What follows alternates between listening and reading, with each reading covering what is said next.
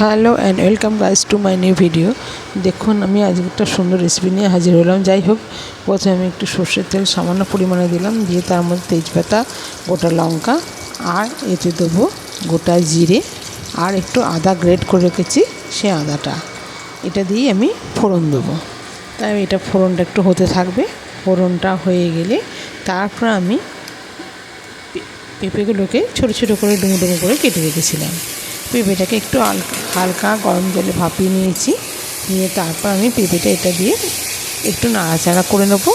নিয়ে এর মধ্যে একটু শুধু জিরে গুঁড়ো দেবো, আর বেশ কিছু মশলা আমি এতে দেবো না। জিরে গুঁড়ো দেবো, নুন দেবো, মিষ্টি দেবো আর একটু গরম মশলা দেবো। দিয়ে আমি তৈরি করবো আজকে পেঁপে ছেঁচকি। অনেক কিছু তো ছেঁচকি খেয়েছেন, পেঁপে ছেঁচকি খেয়েছেন কোনো দিন? যদি না খান এইভাবে ট্রাই করে দেখুন, অসাধারণ খেতে লাগে। এত স্বাদ এর আগে জানতাম না, এ করে খেয়ে বুঝলাম যে এর কত সুন্দর খেতে লাগে। এই দিয়েই ভাত খাওয়া হয়ে যাবে। এটা নিরামিষ দিনে একটা দুর্দান্ত রেসিপি। এটা রুটি ভাত সবেতেই খাওয়া চলে আর খুব ভালো লাগবে। বিশেষ করে পেঁপে খাওয়া তো খুব উপকারী।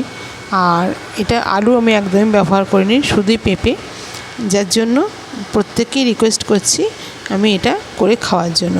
এবার গরম মশলাটাও দিয়ে দিলাম, আর একটু শুকিয়ে গেলে নামিয়ে আমি গরম গরম পরিবেশন করব।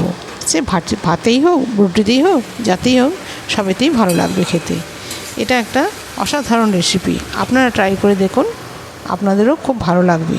কেমন লাগলো রেসিপিটা? যদি ভালো লেগে থাকে চ্যানেলটাকে সাবস্ক্রাইব করবেন, পাশে থাকবেন, লাইক কমেন্ট করতে ভুলবেন না। এই ছিল আজকের রেসিপি।